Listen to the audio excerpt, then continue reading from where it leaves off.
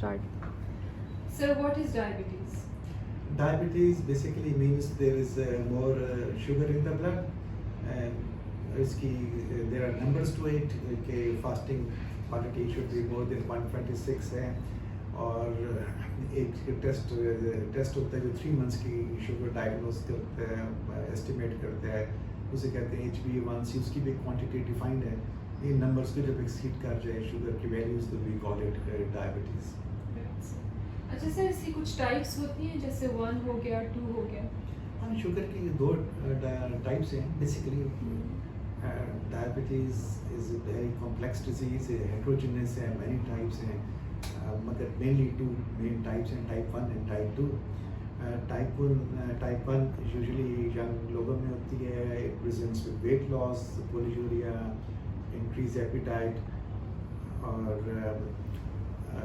इसको हम कहते हैं कीटोसिस प्रोन भी कहते हैं. ये मेटाबॉलिक कंडीशन प्रोड्यूस करते हैं, जिसे मेटाबॉलिक कीटोएसिडीमिया कहते हैं. और type 2 is usually old age में होती है, ओबेसिटी और इंसुलिन रेजिस्टेंस के साथ एसोसिएटेड होती है. ठीक सर, अगर किसी को डायबिटीज डायग्नोज हो जाए तो उसके बाद उनकी डाइट कैसी होनी चाहिए? बिल्कुल आपकी बात, you are very right. Diabetes control is through diet, exercise and medicine. 3 modalities हैं बेसिकली. डाइट में हम जो डिपेंड्स ऑन द पेशेंट, उसका वेट कितने हैं, डाइट उसके मुताबिक एडजस्ट करेंगे. बेसिकली स्पीकिंग लो इन स्वीट्स और कार्बोहाइड्रेट्स हम उसे करेंगे. Vegetable, fruits and fibres diet में इंक्रीज कर देंगे. मगर इसमें there are many कैवियट्स to it कि यंग लोगों में टाइप 1 में कैसी डाइट रखनी है. टाइप 2 में अगर क्योंकि इंसुलिन रेजिस्टेंट स्टेट है and because of obesity and quantity of fat insulin resistance हो रही होती है, तो then weight reduction becomes very important. Sir, can diabetics fast रोजे रख सकते हैं जिनको डायबिटीज है? डायबिटीज़ में टाइप 1 डायबिटीज़ में आई विल सजेस्ट कि रोजे नहीं रखने चाहिए. और मगर टाइप 2 डायबिटिक श्योरली कैन, क्योंकि वो फास्ट कर सकता है. उसका काम तो वेट रिडक्शन है, और उसमें भी उसे हेल्प करेगा. और उसमें सर, डायबिटीज में इंसुलिन किन मरीजों को लगती है? इंसुलिन टाइप 1 डायबिटीज़ में तो हमने पहले ही बात की कि ये इंसुलिन डेफिशिएंट कंडीशन होती है, and every patient needs to get insulin. वो तो 100% इंसुलिन लगेगी उसमें. और टाइप 2 की हम बात कर रहे हैं जिसमें इंसुलिन रेजिस्टेंट स्टेट होती है. इसमें पहले तुम्हारी कोशिश होती है वी ट्राई कि ये डाइट से, एक्सरसाइज से कंट्रोल हो, लाइफस्टाइल मैनेजमेंट होनी चाहिए. फिर ड्रग्स हैं, ओरल ड्रग्स हैं ज़्यादातर. And in some of the patients जब इनसे भी कंट्रोल नहीं हो रही तो we add on insulin type 2 में. बट टाइप 1 में एवरीवन यूजेस इंसुलिन. सर, किसी की वो डायबिटीज अगर अनकंट्रोल हो तो उसकी कॉम्प्लिकेशंस क्या होगी? पेशेंट किन कॉम्प्लिकेशन से आ सकते हैं? हाँ, देखो डायबिटीज़ की कॉम्प्लिकेशंस में बेसिकली हम 2 बड़ी डिविजन्स कर देते हैं, बल्कि 3 करते हैं. एक तो मेटाबॉलिक कॉम्प्लिकेशंस होगी, दूसरी मैक्रोवेस्कुलर बड़ी आर्टरीज की कॉम्प्लिकेशन, एंड माइक्रोवेस्कुलर कॉम्प्लिकेशंस. 3 तरह हम देख सकते हैं. तो जब हम कहते हैं माइक्रोवेस्कुलर, तो वो आंखों की डायबिटिक रेटिनोपैथी होगी, डायबिटिक नेफ्रोपैथी होगी, और डायबिटिक पॉलीन्यूरोपैथी होगी. और अगर हम माइक्रोवेस्कुलर के तो वो स्ट्रोक्स यानी फॉलिज के अटैक्स पर, हार्ट की conditions like ischaemic heart disease, और पैरों में गैंग्रीन जिसे peripheral arterial disease, peripheral atherosclerosis कहेंगे. और फिर इसके मेटाबॉलिक कॉम्प्लिकेशंस भी हैं. मसलन टाइप 1 में इट इज़ कीटोसिस प्रोन, हम कहते हैं डायबिटिक कीटोएसिडोसिस हो सकता है. और टाइप 2 में यूजुअली जैसे हाइपर ऑस्मोलर स्टेट्स होती हैं जिनमें शुगर लेवल्स वो वेरी हाई, और patients are prone to थ्रोम्बोएम्बोलिक conditions हो जाती हैं. तो ये दोनों तरह की, depending on the what type of diabetes patient is having, metabolic complications हो सकती हैं. राइट सर, जिस तरह आपने बताया कि डायबिटीज़ में शुगर लेवल्स बढ़ जाते हैं, क्या इस बीमारी में शुगर लेवल्स ड्रॉप भी होने का डर होता है, जिसको हम हाइपोग्लाइसीमिया कहते हैं? हाँ, जब हम शुगर लेवल्स कंट्रोल करते हैं डॉक्टर्स एंड फिजिशियंस, तो देयर आर चांसेस کہ ہم اوور کریکٹ کر دیں گے اور پیشنٹ کو ہائپوگلائسیمیا ہو جائے گا اور وہ اس سے سیریس انجری بھی ہو سکتی ہے اور اس کی موت بھی we can die as well. تو we should be very careful کہ ہم نے شوگر پہ بٹوین سم لیولس مینٹین کرنے ہیں.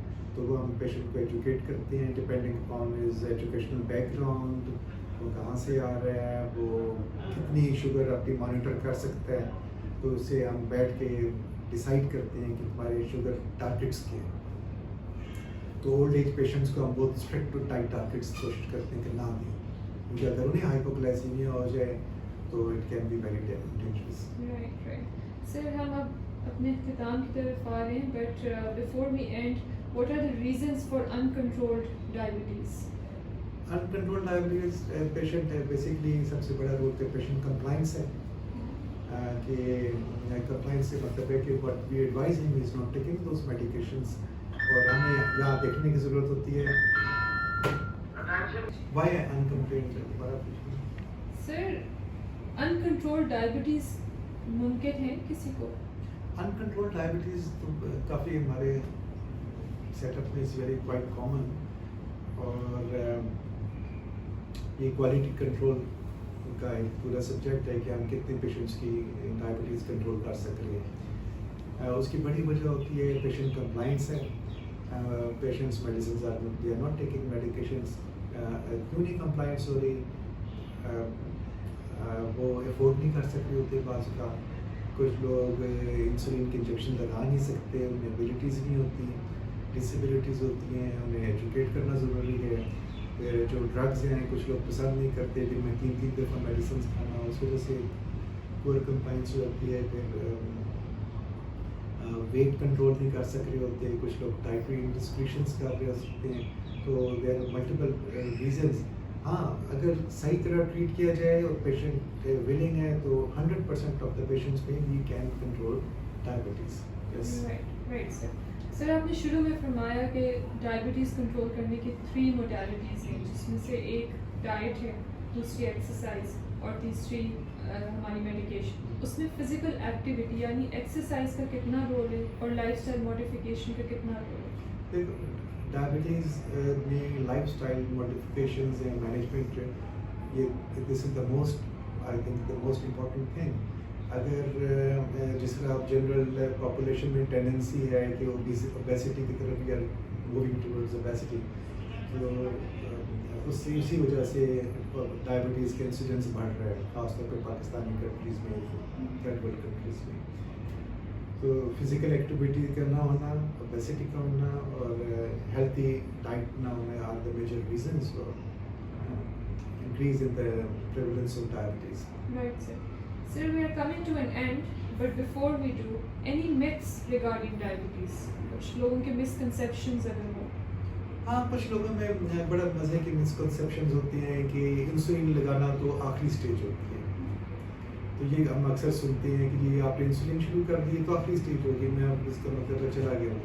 تو انہیں پھر سمجھانا پڑتا ہے کہ یہ آخری سٹیج نہیں ہے. بہتر ہے کہ انسولین مناسب پراپر ٹائم پہ شروع کی جائے تاکہ کمپلیکیشنز نہ ہوں. تو ایک تو یہ بہت بڑی میتھ ہے, اس کو ہمیں بریک کرنا پڑتا ہے.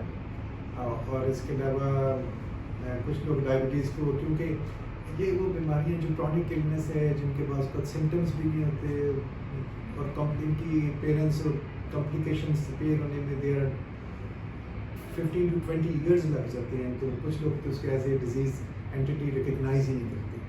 تو یہ دو بڑی میتھس ہیں. Sir, last question. What is the role of a glucometer in diabetes mellitus?